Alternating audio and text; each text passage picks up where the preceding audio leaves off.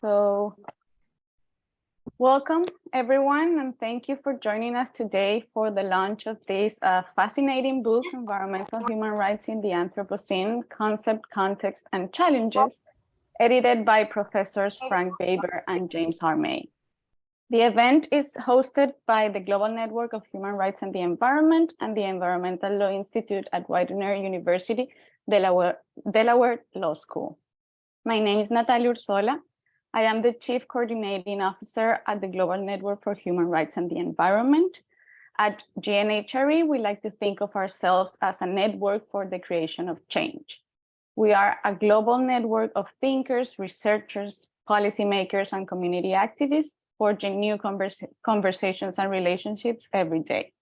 If you aren't already part of our network, I invite you to visit our website at GNHRE.org and join us. We will have 10 minutes in the end of today's session for the Q&A.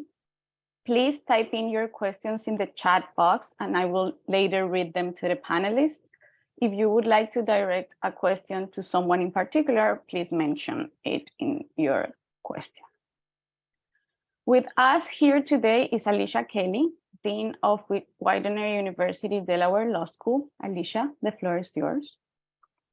Thank you so much. I just wanted to say welcome to everyone who's here today. And on behalf of Widener University, Delaware Law School, I am proud to be the interim dean and a professor of law for more than 20 years. Jimmy is a wonderful colleague of mine. He's also a friend. And I just want to take the opportunity to support this book launch and to congratulate Jimmy and Frank Baber and all the people who contributed to this wonderful book for your achievement. This is incredibly important work that is really going to change the world. I say that to Jimmy all the time. So Natalia, I love it that that's the purpose of your organization, right? Is to really promote active change that's going to be meaningful and impactful. And how wonderful that scholars can really shape the development of our laws in our community. So just say welcome everyone and congratulations again. And I'm excited to hear from everyone regarding your chapters. Thank you, Alicia. Now let me introduce you to the editors. Jimmy is Distinguished Professor of Law at Widener University, Delaware Law School, where he founded the Environmental Rights Institute and is a visiting scholar at the Elizabeth Hobb School of Law at Pace University. He has published numerous related texts, including Implementing Environmental Constitutionalism, Global Environmental Constitutionalism, and Human Rights and the Environment, Legality, Indivisibility, Dignity, and Geography. He has received many awards, including from the American Bar Association and Sierra Club, and is recognized as one of the world's top 500 environmental lawyers by Law Dragon. Frank is a professor in the Graduate Center for Public Policy and Administration at California State University, Long Beach, and an expert in environmental law and politics. His book, Global Democracy and Sustainable Jurisprudence with Robert B. Bartlett, won the 2011 ISA Book Award for International Ethics. Baber was previously a Fulbright Scholar in Italy, Austria, and twice in Sweden. And without further ado, Jim, the floor is yours. You're muted, Jim. Okay, so thank you. So let me just welcome everyone as well. It's such a delight to have you be a part of this special event for all of us.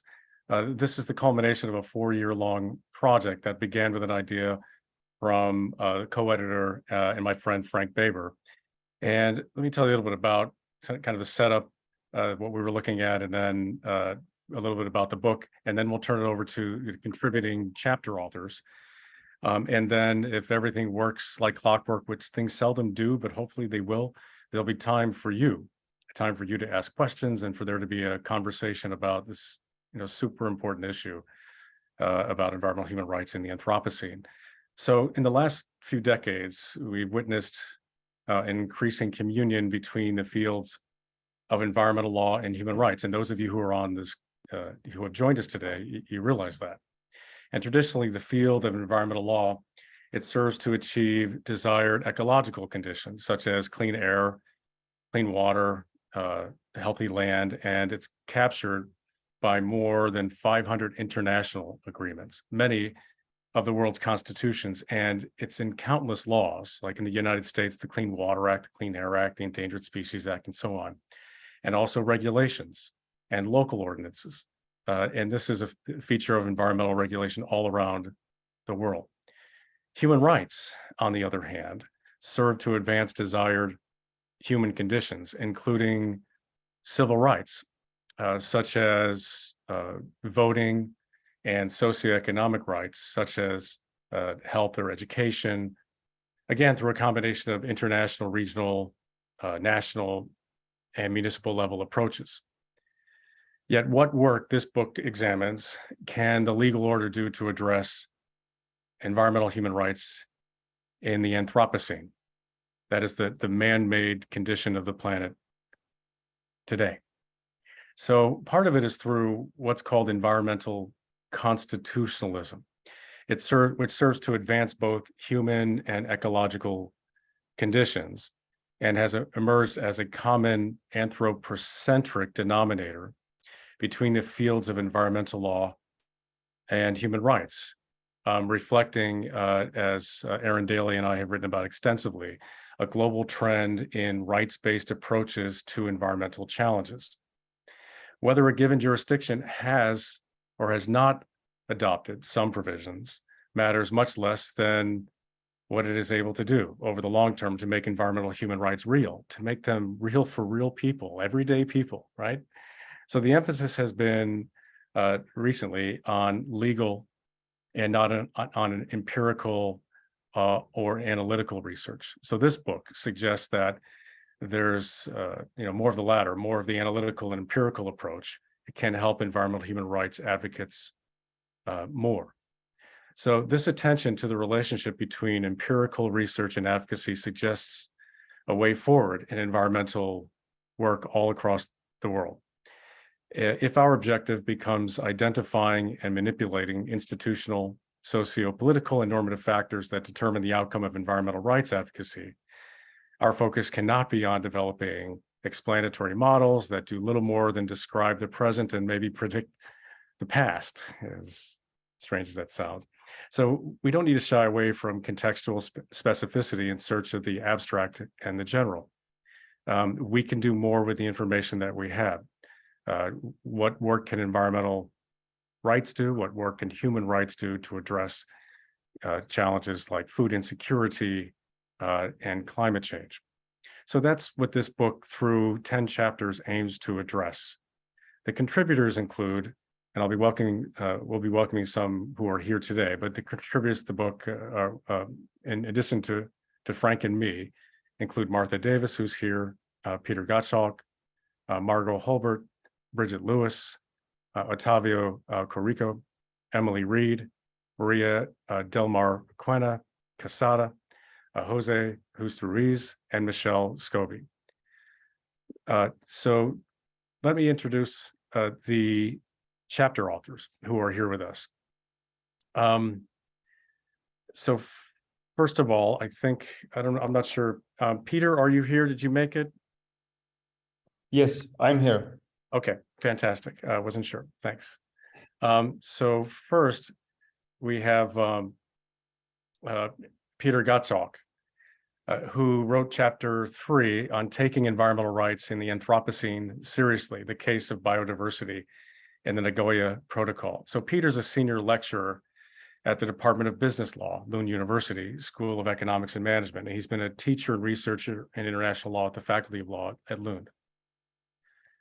Martha Davis is here with us as well, who wrote chapter 6 on local governments, climate action, and sustainability, the role of human rights. Martha is a university distinguished professor at Northeastern University, where she is a faculty co-director of the program on human rights and the global economy.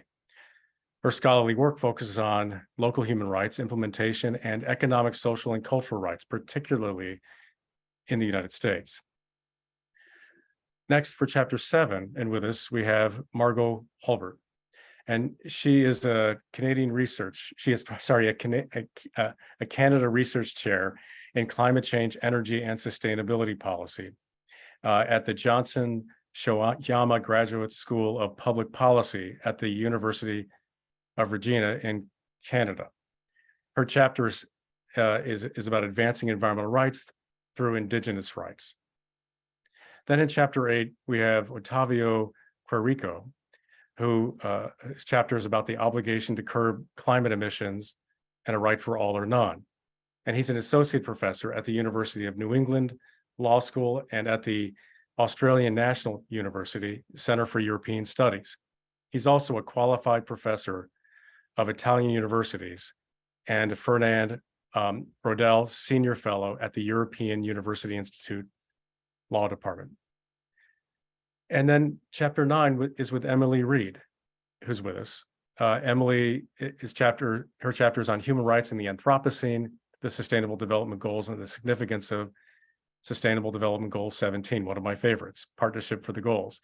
Emily is a professor of international economic law and sustainable development at the University of Southampton in the United Kingdom. She's published significantly in the EU and international economic law, particularly the interface between trade, human rights, and environmental law. So with that, let's open it up to the contributors. And Peter, you're first with chapter 3. Welcome and thank you.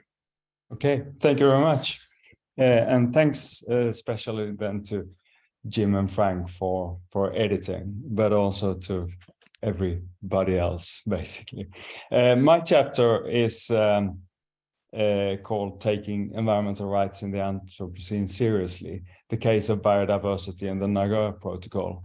And the basic idea there is to try to connect and sort of assess the connection between a fairly complex and abstract concept of biodiversity in relation to different conceptions of human rights. And I do that, and that, of course, the background is the kind of, if we call it a trend, to use human rights more as a kind of tool to protect the environment. So I start from the idea of actually using the concept of a human right as thinking of it also as a regulatory tool, where we also need to address kind of the effectiveness of an environmental human right, for the effectiveness of the right for the protection of the environment as well. And I do that by, I borrow from two old colleagues, Sanja Bogojevic and Rosemary Rayfuse, in a chapter about environmental human rights and a conference we had in Lund a few years ago, where they say that we really need to think of this also as a regulatory tool. And in doing so, we need to do a form of policy analysis to think of it as regulation as well. So in the context of the CBD, and especially the Nagoya Protocol, which I followed the negotiations that led up to the Nagoya Protocol, there's been quite little rights talk. And but it has been suggested by, among others, Elisa Morguera, who's written extensively about the convention, that there is an element of human rights thinking. So what I do is that I use the conceptualization that Sanja Bogojevic and Rosemary Rayfuse suggested, that different categories of rights, like rights of nature that we've seen a trend towards today, human rights to the environment, and environmental more participatory rights. And then I kind of test whether and to what extent we can foresee a development in the framework of the Nagoya Protocol towards more rights thinking. And there's been a slight, but mostly in terms of more traditional participatory rights. And in the context of the Nagoya Protocol, we haven't seen so much rights to nature or rights of nature, even though there is a strong indigenous rights element. But it seems like and that's one of my conclusions, that in the framework of the convention, the recognition has been more of rights, has been more in a way to recognize indigenous rights rather than more environmental rights as such. But I think the most important part from my point of view is when I connect it to a kind of, or foresee a development or an evolution towards more biocultural rights. So I think there is a discussion, and it's quite likely that what's the kind of conception of rights or environmental rights that fits best in the context of the Nagoya Protocol are different forms of biocultural rights, not necessarily tied to like property rights in the conventional sense, but different rights to the environment. And I think, one of the problems here that I foresee also is that we even tend to see a conceptualization of biodiversity as more a very scientific idea with digital sequence information, a very scientific concept of biodiversity, which makes it difficult sometimes to connect to a development of human rights. But I think biocultural rights could definitely be a promising direction in that sense. So I think it's mainly that framework that I've tried to develop in my book chapter. Thank you, Peter. Yeah, it's a terrific argument in favor of taking biodiversity rights seriously as these conversations continue to progress. And next, we turn to the role of human rights more locally at the municipal and city level and what it can do about climate change with Martha Davis. Martha, over to you. Thank you. Great. Thanks so much to Frank and Jimmy, who really went above and beyond the call of duty to make sure that my chapter in particular got done against all odds. And I'll just show the book quickly. Hopefully you'll see this again from other folks. So my chapter is titled Local Governments, Climate Action and Sustainability, the Role of Human Rights. And in it, I examined whether and how local responses to climate change and sustainability incorporate a human rights lens. So as you know, the Paris Agreement included the first explicit mention of human rights in a climate change agreement, and the Sustainable Development Goals also invoke human rights, particularly in the United States, but also around the world. Local governments are deeply engaged in and indeed critical to efforts to respond to climate and sustainability challenges and to implement the Paris Agreement and the SDGs. Coalitions of cities like C40 and C100 groups and organizations like Climate Mayors have come together to pledge climate actions implementing components of the Paris Agreement, for example, and dozens of cities have filed voluntary local reviews of their own performance under the SDGs. Just spontaneously. They've done that without the UN even providing a framework at the beginning for their engagement. And their work is making a difference, and it's critical to achieving climate goals. And I guess we're particularly aware of that in the US, where the federal government, certainly in the previous administration, did not embrace these goals. However, in reading through all of the voluntary local reviews that were filed up to the point that I was writing, which is a couple of years ago, and then also examining publications of these city coalitions, I found that the role of human rights was often unacknowledged. Cities that had established a human rights profile in other arenas, so perhaps they were involved in the Human Rights Cities movement, for example, they might connect their climate work with human rights. But others generally didn't, even though human rights was part of the framework that they were using. Despite the language of the Paris Agreement and the SDGs, they just didn't engage with the human rights component at all. One reason for this disconnect might be a persistent feeling or belief that human rights are only a concern of national governments. Of course, this is not true. Governments at every level are responsible for ensuring human rights implementation. But the UN structure, the United Nations structure focused on national governments, tends to perpetuate that disconnect between local governments and human rights. And that's an area where there's been increasing pressure, and certainly the UN and international bodies are starting to respond to incorporate more than they once did the opportunities for engagement with local governments. In any event, local governments are often getting good results on climate action and sustainability. So why should we care whether or not they are keyed into human rights frameworks? And I think the answer to that question hangs on the good government aspects of human rights, the participation that Peter just mentioned. There's a right to participation, and the government has obligations for transparency and accountability. And those elements are critical for long-term success of any sustainability measures, and they're core components of the human rights framework. So while some of the local governments that I surveyed had developed innovative ways to promote public participation, of course, they're well situated to do that, many others had not.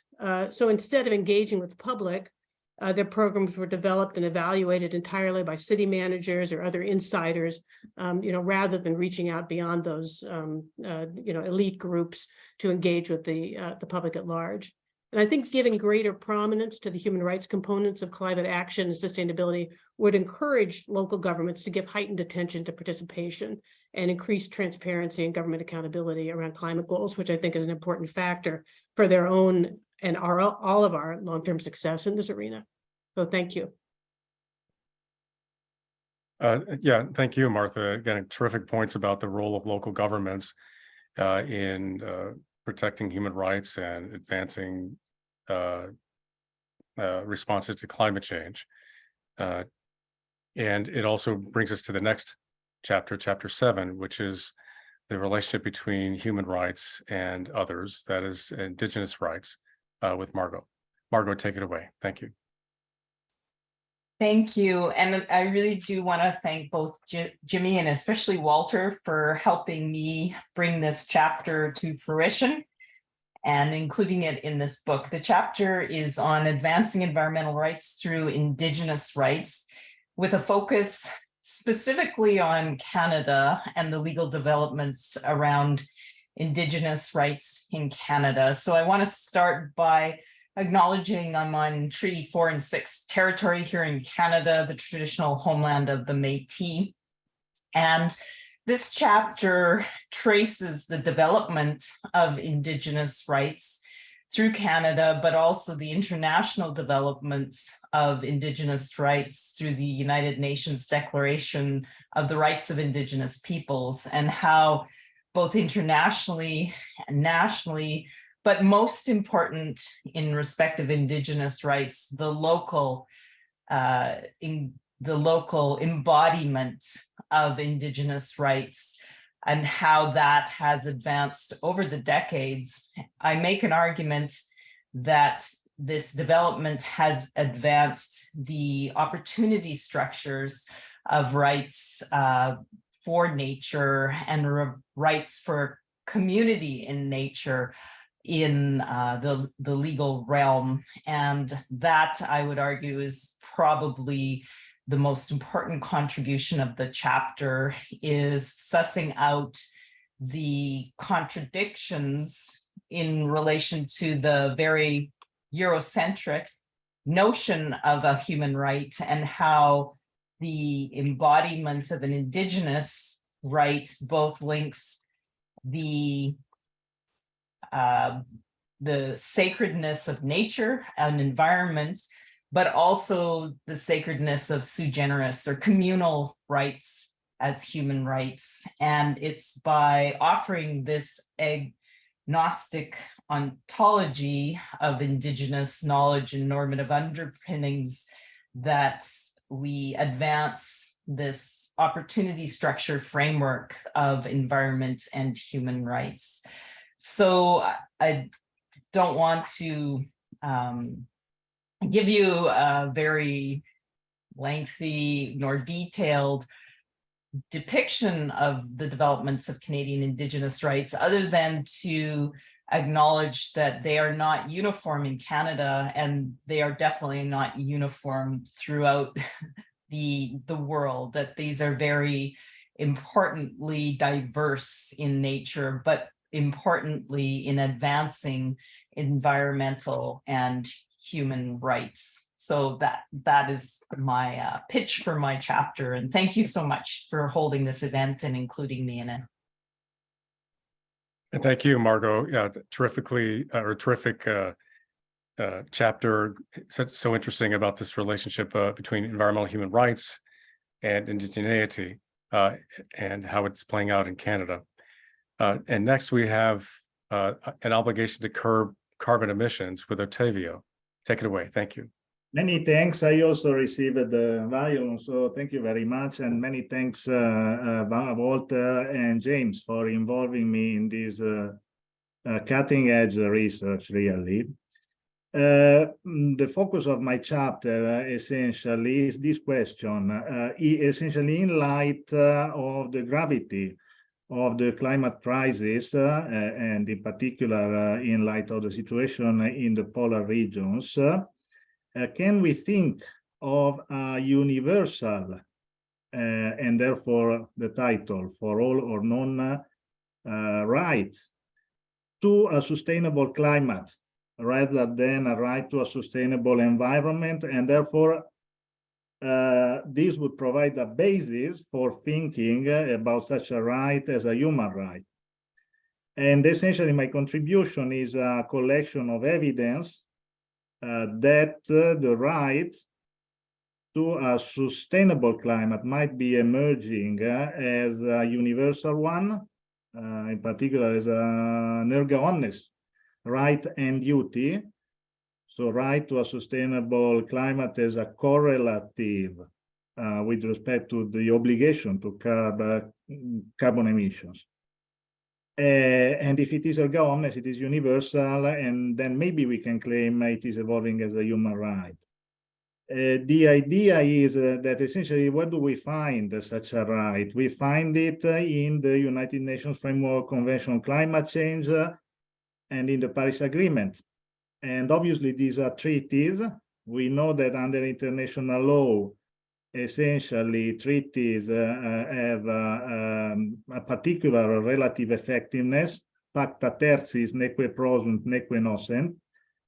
But obviously, the fact that there are, if I am not wrong, well, more than 195 parties, states and international organizations to both the UNFCCC and the Paris Agreement means that we might conceive of both treaties as universal, and therefore the obligation to curb carbon emissions and the correlated right to a sustainable climate might be considered of as erga omnes, and therefore as universal. Now, this is one of the elements. There is other evidence, for instance, the fact that several constitutions acknowledge the right to a sustainable environment, and some start to acknowledge, not many, to tell you the truth, also a right to a sustainable climate. There is also some evidence from the International Court of Justice, where the preservation of forests is considered an erga omnes duty. Okay, although it is the opinion of only one of the judges of the court, and therefore this is not the unanimity. There is nonetheless some evidence. So here we have two choices. This is my conclusion. Either we keep thinking that obviously, the obligation to curb carbon emission and the right to a sustainable climate is a right, are rights and obligations under the conventions, the UNFCCC and the Paris Agreement, and therefore they have limited effectiveness, or that they are erga omnes, they are universal. If they are universal, well, then we have a basis to further assume that they are human rights. And in this context, we might also think that the right to a sustainable climate is possibly a peremptory norm which cannot be derogated from, with relevant implications.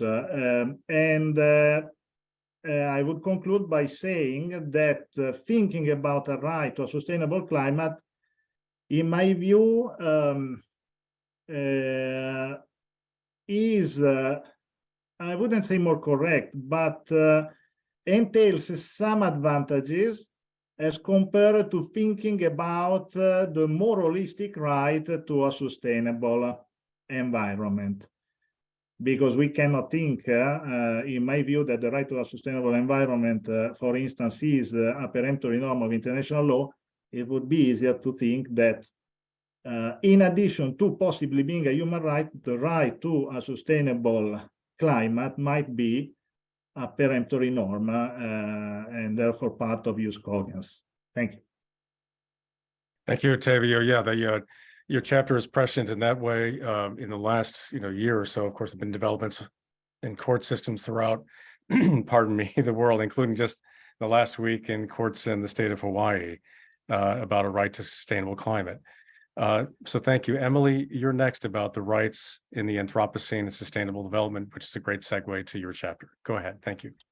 All right, thank you very much, Frank and Jimmy, both for involving me in this project. In the first place, it feels like a very long time ago, and also in all your hard work bringing the book to fruition. I do have a copy, but it's locked in my office, which is not accessible today because the university is closed because, nobody works today. There you go. So my chapter, Human Rights in the Anthropocene, the Sustainable Development Goals and the Significance of Goal 17, Partnerships for the Goals, commences from a view that the recognition of the Anthropocene requires a reconsideration of how we consider and how we approach the relationship between human rights and the environment. Essentially, it requires that the Anthropocene requires that they must be held in balance. The concept of sustainable development already recognizes the interrelationship of social, environmental, and economic development, including human rights, obviously, within the social. And this chapter builds upon this recognition inherent in sustainable development, proposing that the consideration and pursuit of human rights in the Anthropocene must be located squarely within the paradigm of sustainable development. That said, that's quite a claim. And first off, the contested nature of sustainable development and the skepticism with which it is viewed in some quarters, its fundamental vagueness, limitations, and in fact, oxymorons at its heart, mean that this argument that the pursuit of human rights in the Anthropocene must be located squarely within the paradigm of sustainable development requires a degree of unpacking. And that's what the first part of the chapter is concerned with. And in that, I trace the evolution of sustainable development from its environment and development origins through to the kind of integrated conceptualization, the three-pillar structure of Johannesburg, and then where we're at with the Sustainable Development Goals currently. And having arrived at that integrated conceptualization, the challenge is whether or not we can do anything with that, whether it can be operationalized, and that's the focus of the second part of the chapter. And in order to answer and address that question, we have to look at what the structural problems within international law or structural challenges of international law, in particular, the problem of fragmentation of international law. On the one hand, we have an integrated conceptualization of sustainable development, but on the other hand, we have a fragmented architecture of international law, which does not lend itself to integration of environment, human rights, and economic aspects. The matter is complicated still further by the fact that different bodies and instruments of international law, so whether it's environmental, human rights, or trade, have different effects, both in terms of their force and also upon whom they have that effect. Chapter therefore explores the asymmetry between the force and the effect typically given to environmental, human rights, and labor provisions, compared with that conferred upon trade law in the context of the World Trade Organization. And so we have significant flaws there. But as a matter of pragmatism, despite the structural flaws of international legal order as regards the integrated conceptualization of sustainable development, we cannot tear it up and start again with the institutions that we would like. We have to work instead with the institutions and structures which exist and seek to recast their interactions in a manner which supports a near universal commitment to sustainable development and to the Sustainable Development Goals. And the starting point for this process of recasting the way in which we look at the existing structures must be to take a closer look at the substance of the Sustainable Development Goals, and in particular, Goal 17, the partnerships for the goals. And so part 3 of the chapter, in part 3, I really look at various means by which to mitigate the challenges identified in part 2, fragmentation of international law, the fact that international law typically deals with states and not other actors, which are actually significant decision makers in the contemporary context. So part 3 explores the various means to mitigate the challenges of international law, focusing in particular upon the potential offered by Goal 17. In order to get to the potential offered by Goal 17, it's necessary first, however, to look at the limitations of Goal 17. Its focus on development aid, essentially it's conservatism, the critique of conservatism of Goal 17, the focus on trade, finance, institutions, and on economic development. And these flaws mean that some may view it as being fundamentally flawed. I would argue, however, I do argue, that despite these flaws in Goal 17, it does offer the potential to engage the range of stakeholders and interests that will be required to work together in order to deliver the integrated conceptualization of sustainable development. For instance, local authorities, civil society, etc. And in doing so, Goal 17 offers the possibility to carve out the necessary cooperative and regulatory space which will facilitate the securing of both ecological sustainability and the sustainable enjoyment of human rights, including environmental human rights. The apparent presumption within Goal 17 that the key actors and initiatives are economic means that the focus and approach focused upon Goal 17 carries risks. But there is the potential within the targets to Goal 17, working on the recognition of the significance of civil society and local stakeholders. There is that possibility to contest the presumption about economic focus. And WTO history, which I do deal with within the chapter, demonstrates the possibility to contest and reshape the dominant narrative driving the interpretation and application of rules. And so if we can do it in the trade context, we ought to be able to also recast the kind of presumptions regarding Sustainable Development Goal 17. Basis of all of this is really pragmatism. We have to work with what we have in order to achieve the imperatives that we face, and a sustainable future which addresses the environmental challenges of the time is necessary in order to secure the enjoyment of fundamental human rights, including environmental rights. And that's essentially it. Ideally, there might be better places to start, but we have to start with where we are and use the institutions and structures that we have. That's it. Thank you, Emily. And starting with where we are in sustainable development, in the SDGs, your chapter makes a terrific argument for why they're for their continuing relevance and salience in an environmental human rights framework in the Anthropocene. Thank you very much. So Frank, I'm going to turn to you next, if that's okay, with the concluding chapter. So everyone, again, Frank was the brainchild of the roundtable that led to, or where he invited folks to talk about these important issues. I mean, really, the bottom line question is, are environmental human rights up to the Anthropocene, and what role can they play? And that's the focus of Frank's chapter 10, the shape of environmental rights opportunity structures for the Anthropocene. Frank, over to you. Thank you.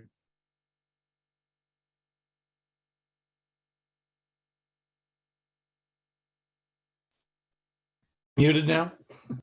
The recording has stopped. This meeting is being recorded. Okay.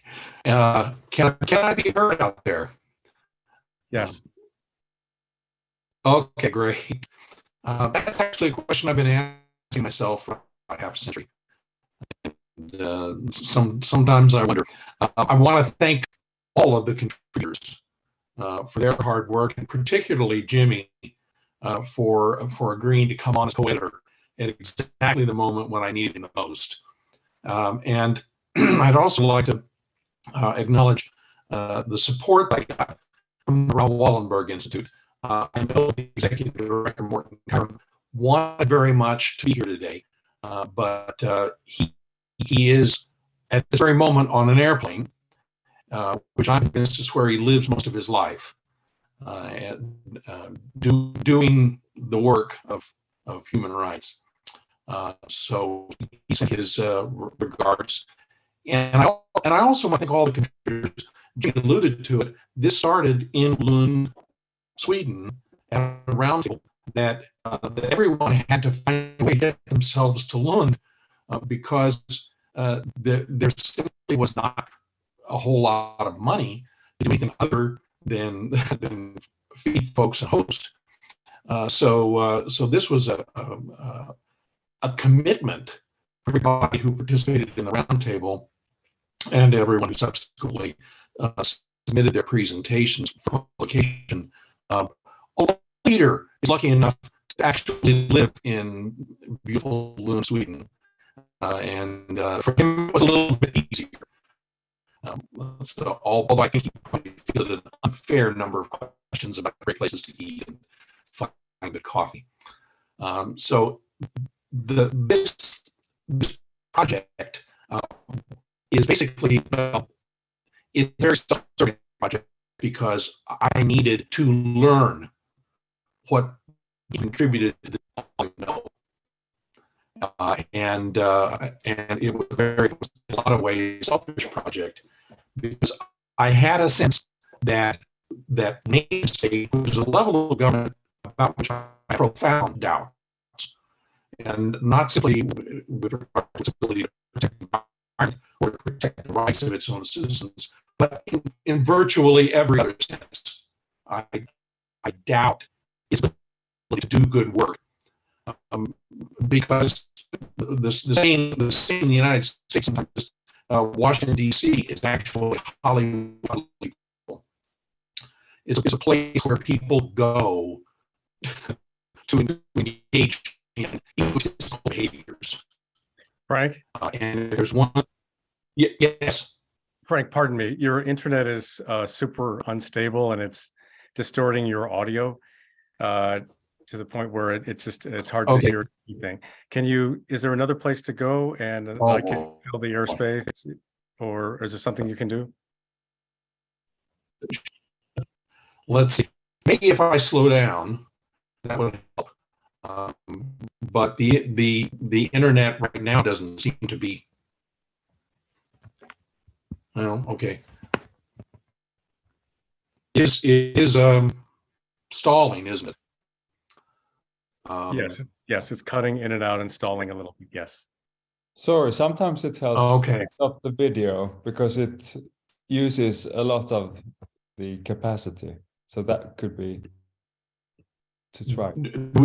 Okay, let me video and see if that helps at all. Okay. Let's give it a try. Have I stopped just the video?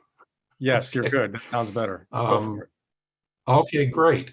Well, what I have been trying to figure out in my own mind over these last few years is how the normative element of human rights practice, and that's the way I choose to think about it, not human rights law, but human rights practice, interacts with the two other important domains, important collections of variables that determine human rights outcomes, the institutional domain and the socioeconomic domain.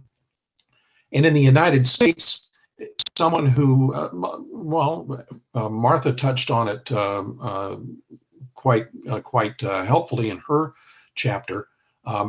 You get human rights practice without human rights discourses accompanying them. People will pursue what are clearly human rights objectives and equally clearly their normative human rights commitments on the part of those people, but the language doesn't come along with. And there are lots of different reasons why that's true.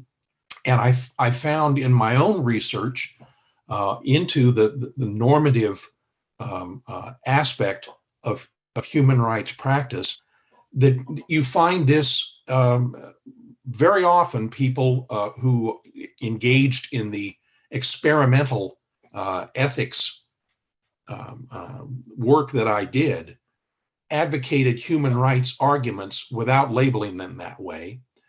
And the difference between experimental groups in the United States, and like all good political scientists, I experiment on my students.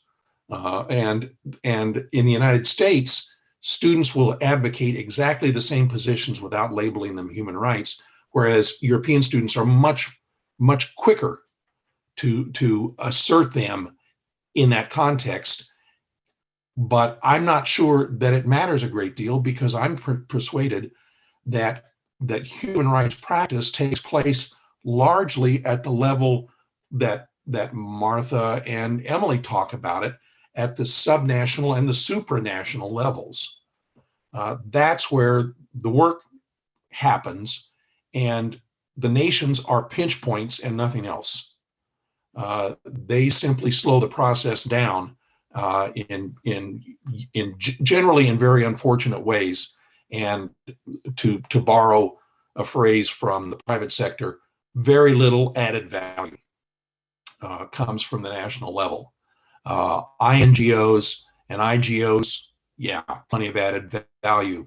Subnational governments, particularly municipal governments, a lot of added value, but not so much at the domestic level.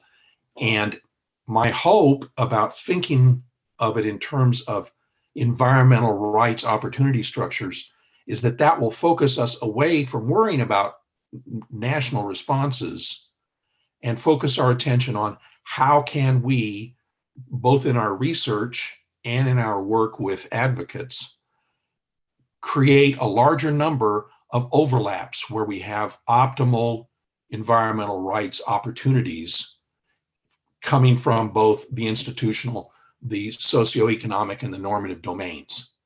And that's why I'm so very proud of the contributions of all of my colleagues, because they have spelled that out in some very helpful ways.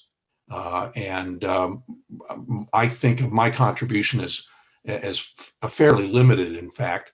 Although I did provide some nice fika experiences in Lund over the course of a day and a half, but I'm extraordinarily proud of my friends and colleagues who have contributed to this book, and I want to express my gratitude to each and every one of them.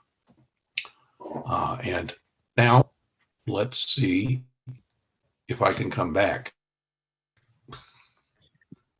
Well, thanks. For gratitude is right back at you. And you mentioned one of the inputs is socioeconomic factors.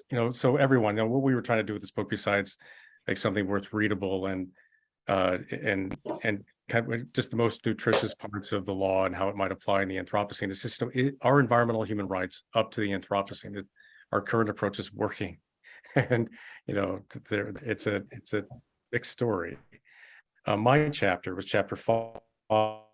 And it taught the role of socioeconomic rights in addressing the Anthropocene. So not to be forgotten amidst all the conversation about sustainable development goals and about environmental human rights and environmental rights and the rest of it, which is all very good, but not to forget that in many systems, the coin of the realm is found in other human rights, rights to life, rights to health, and rights to dignity. So that's what my chapter was about, is that the role that those play in addressing the Anthropocene.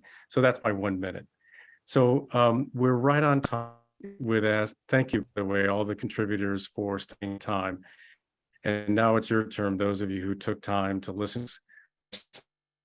You can put them into the chat or feel free to ask them. You can ask about anything. It doesn't have to be about something really smart and legal. You can ask about, like why did we choose this book cover? Anyway, anything you want.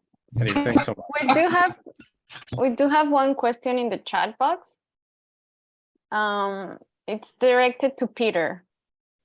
The question, I'll read it. What are the differences between indigenous rights and biocultural rights you define under the CBD and Nagoya Protocol?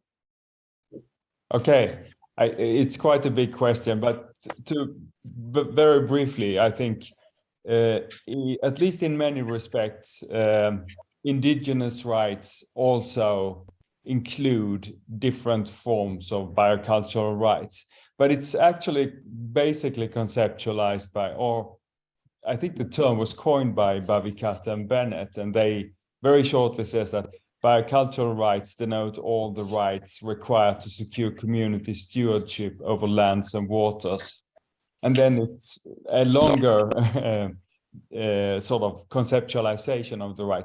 But I think in the context of the CBD and the Nagoya Protocol, the reason why they started thinking about this is Article 8J of the Convention on Biological, the CBD, which says that state parties should recognize, among other things, not just indigenous, but also local communities' rights to, for example, traditional knowledge. And in the context of the CBD, there's been quite a long-standing discussion about, we know what so-called ILCs, indigenous and local communities, we know what an indigenous group is, but what is a local community?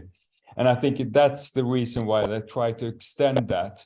But they actually even suggest that a biocultural right could extend also to the urban context, but they never elaborate on that, but that's a suggestion. So I think there is an overlap, and in a sense, you could say that a biocultural right, it's a bit broader concept.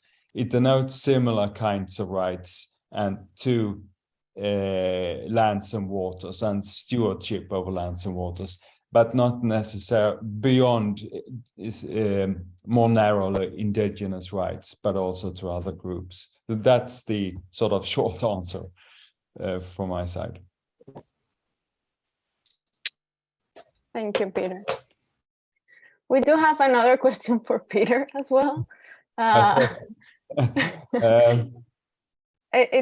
The question is, what will be the role of the emerging trend of the rights of nature in the current context of environmental law? Well, I'm not sure. It depends on whether it's, if we think of it as rights of nature, which not exactly is what I'm writing about. If we say recognition to like Stone's concept of trees, should trees have standing? Should rivers have rights? Like the most talked about example is from New Zealand. So I'm still not entirely certain about necessarily the kind of effectiveness, as when I talk about rights as regulatory tools and protection of biodiversity, I think there are still, maybe we need to make a distinction there, because I think traditional instruments focus on like protection of lands and so on. But I think we could conceive of rights and like suggestions that we criminalize ecocide and so on, and make a distinction between more operational regulatory tools to protect the environment and more strategic, which more addresses our views on the relationship between humans and nature in a way. But I still think it's quite uncertain exactly how effective, in the sense that we think of a regulatory tool as effective or not. But more long-term, I think they will matter from a more strategic way of thinking about the relationship between humans and nature. But that's not a very straight, precise answer, but that's the best I can come up with as a short answer right now. Thank you for that, Peter. Are there any other questions from the audience, if you will? Gina? Thank you, and thank you for all of those really interesting discussions of your chapters. I'm really looking forward to reading the book. I have a question that's for maybe Martha and Frank mostly, and it's a question about the thing you both talked about kind of doing the work of rights without using the language of rights, and I think that's really interesting and kind of important. And I guess I'm interested in what the sort of edges of that are, in a way, what the maybe risks of that are when one thinks about the sort of murky ill-definedness that is embedded in so much of rights and rights language and the space with which we sort of engage with the interpretation of rights. What we lose when we start talking about the work of rights without the language of rights. Does that make sense as a question? Sorry, I'm a little under the weather. I'm not sure if I articulated that very well. Yeah, no, I think that makes a lot of sense. And it's, I mean, it's actually one of the motivating factors in my work is that I believe that it's important that work towards human rights be labeled in that way and be part of a larger frame that then builds out beyond the immediate action. It seems to me that without that, we can't really link together in the way that is most valuable and most productive the kinds of things that we're engaged in. So it's very important to me in my work and in the academic writing that I do to try to label things that are human rights, sort of related as human rights related, and not just not civil rights, or not only civil rights, not only good government and efficient, but actually based on a human rights frame. Frank, do you want to? Sure. Let me stop my video. Oh. Okay. Yeah, I agree with Martha that it is important to be very open and as forthcoming as you can about what it is you're doing, both because you don't want to be called out on it and made to appear as though you're either insincere or you're but also because you don't make the kind of progress we need to make if people are allowed to ignore one aspect of the questions they're dealing with, and that's one of the reasons why I have been excited about the human rights cities movement, I suppose you could call it. I'm not sure what a movement is all the time, but I think you could call it that. And it dovetails with something I've been aware of for quite a long time. My original interest in environmental policy was as a laboratory in which to test public management concepts. And I focused originally many words ago and many years ago on environmental impact assessment. And this is an area that the United States has helped lead. It's not an area that we have to be apologetic about. We don't have to be shy about it, because environmental impact assessment you find everywhere. You find it now across the globe, and you find it in all sectors. And I won't be so bold as to claim that we invented it, but we certainly didn't lag in that area. It seems to me that there's a very natural and probably in some place or another already existing connection being drawn in environmental impact assessment with environmental human rights, that those kinds of things are finding their way explicitly into environmental impact statements. My suspicion is it's finding its way in first in the corporate community, because the corporate community can, being private, can do what it wants. It doesn't need to look for legal authorization to bring in the subject. But it's already happening at the city level, I'm sure, because you can bring it in and call it an old subject. It's not hard to connect environmental human rights to garden variety environmental impacts. In fact, it's hard not to. You almost have to go out of your way to avoid it. So the thing that excites me about that is simply that people in common law world think of that as a procedural process, as a procedural law. And if they think of them as rights at all, they think of them as procedural rights. And people in the common law world are a lot more comfortable with procedural rights because they think in some way or another that they're contained, they're cabineted, and they are process-oriented rather than avowedly normative. Now, that of course is a bit silliness.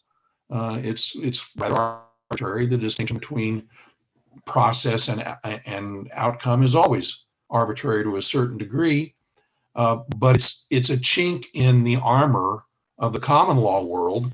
And one of the things that Jimmy's spoke about and written about extensively is the dividing line in environmental constitutionalism between the civil law world and the common law world. And it's very stark. There are 4 common law countries with environmental rights clauses in their constitutions, only 4, and they're all idiosyncratic, highly idiosyncratic reasons for those 4 examples. But we should be paying attention to them precisely because if you bring in the 3rd great legal tradition, the Islamic law tradition, it's much more like common law in this respect. There's tremendous reluctance there, and I have unproven and perhaps unprovable instinct that has to do with concepts of property. There are not unique to the common law, very peculiar to the common law. And there's even some research to suggest that we got those ideas for Islamic law. And I find that intriguing. But that's a long way of saying that in some legal traditions, practice is what there is. The normative structure flows from the practice, not the other way around. And that's another advantage of looking at this as an interaction of these 3 domains of variables: the normative, the socioeconomic, and the institutional.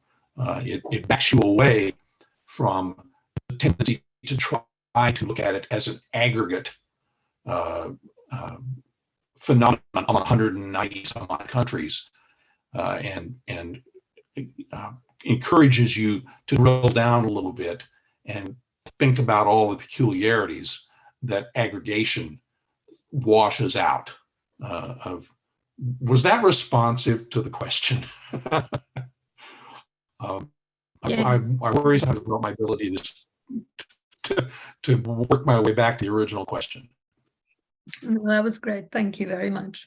Yeah, thank you, Frank. And thank you everyone for taking time to join us in celebrating the launch of this book. It's only that thin. It has chapters that can be read in 15 minutes plus or minus for you. And we hope you enjoy reading it. I want to thank the GNHRE and Tina and Natalia again, as well as all of our contributors. And on behalf of Frank Baber and myself, so long and have a great day.